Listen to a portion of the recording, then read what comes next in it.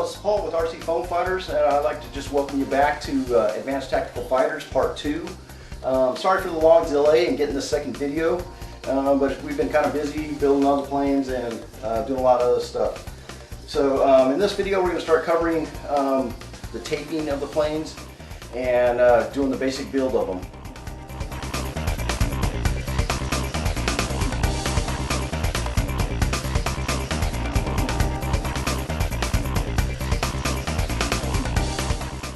Okay, I got the tail fins all cut, and I put a 45-degree bevel on each of the leading edge sides, and now I'm going to take them over to the sides of the plane. I'm going to use some 5-minute epoxy, and I'm going to epoxy them onto the back of the plane here at about a 45-degree angle.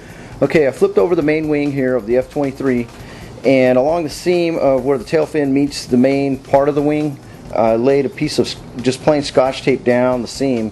That'll keep the epoxy from leaking out the back side, and it'll help hold the tail fin onto the main body part as the epoxy dries. Okay, I got the epoxy applied in the seam between the tail fin and the main wing, and to hold it in place at the proper angle I just built a little quick template to hold the tail fin at the proper angle while the epoxy dries. Okay, I almost made a bonehead mistake here. I was actually putting the tail fins on angled the wrong way. They're going to be angled down because I had the wing flipped over the wrong way. Luckily I was able to catch it before the epoxy dried, and now I flipped it back over and retaped the fins on, so I'm getting ready to re-epoxy them. Okay, this time instead of epoxy I decided I'm going to try and use this cheap hot glue you can get from Walmart or anywhere. It's actually supposed to work pretty good with this foam board. And it dries pretty quick, so actually just got to lay it down pretty quick and then place the template in and let her dry. So here we go. Okay, yeah, you want to be kind of quick if you're doing a long bead like this, so you can get the glue laid down before it all dries. Okay, got it in there. Don't worry too much about these little stringy things. You can clean those up after it dries. Okay. And it'll usually leave a little bit of beads here. You can just go over with the hot glue gun since it's hot and smooth it out.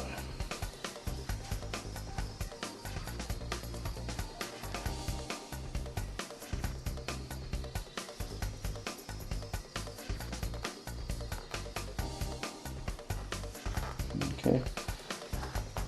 You just let it cool, and you should be good to go. Okay, we're back here in the workshop. I got the F-22 laid out here. It's about 85% taped up. But as I started building this, there was actually a couple modifications I ran across that I really wanted to add into this design. So actually I kind of went back in to AutoCAD already, and I redesigned the plane to scale it up a little bit bigger. This is the original plan on top here. On the bottom I've got the new plan. It's basically going to use 3 sheets of foam board now. It's going to be roughly about 10% larger, moving from a 22-inch wingspan to a 24-inch wingspan. So that will make it even with the FF-23 here that I've got, because this one already has a 24-inch wingspan. So I thought it might be good to put them both kind of on even footing with the same wingspan. It'll make the comparison, I think, a little bit more equal. I'll probably still finish out the build of the smaller F-22 here, but for comparisons I think I'll go with the new design that I have laid out down here and see how they compare to each other. So let me get started. I'm going to get working on cutting out the templates, laying them over the foam board, and start cutting. Okay, I got all the plans cut out and they're spliced together, and now I taped them onto the foam board, so it's all ready to start cutting again.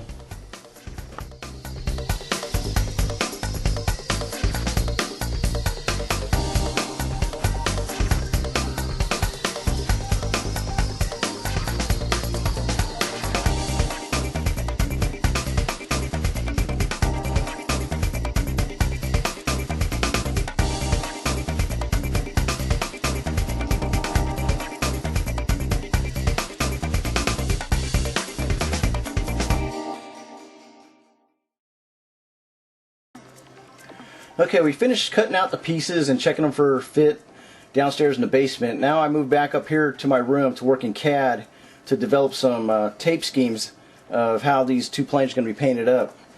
So far I've come up with two schemes that I think I'm going to go with. Basically this is the FF-22. I'm going to use a basic blue, black, and red tape scheme, and I'm going to create these little decals with the FF-22 and probably the same for the FF-23. I'm just going to print them out on photo paper, cut them out, and then basically clear tape over them so they'll look like decals.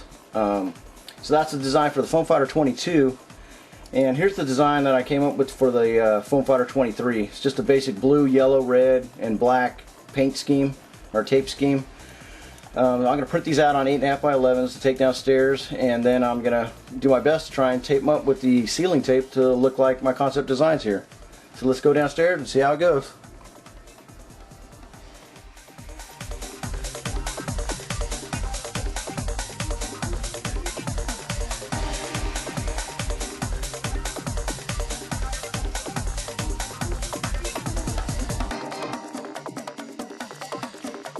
Okay, I got the FF-23 taped up with the basic blue tape. Now it's time to start getting down to the do the actual paint scheme.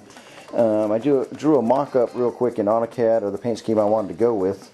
Basically it's going to be the blue with yellow accents. And then in AutoCAD I also drew up some quick templates for the yellow pieces that I'm going to be cutting out of this trim coat. It's kind of like monocoat, but it comes in little strips. It's a bit more expensive than using just regular tape, but since I had this plane already covered fully with blue tape, I needed something a little thicker and better to lay over so the color doesn't bleed through. So let me get to cutting out the templates and taping and putting on the full paint scheme for the FF-23 here.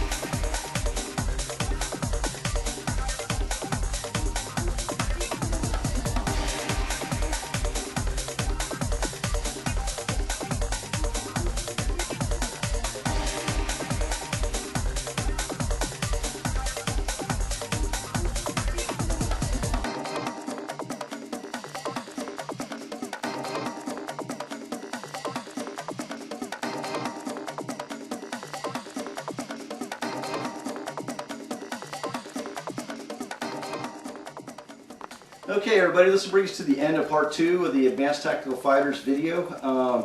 We've got the planes pretty much all taped up, and the cosmetics are pretty much completed. So I guess in part 3 video we're going to put in all the electronics, and weather permitting we're going to try and take them out and do some maiden flights with both of these planes.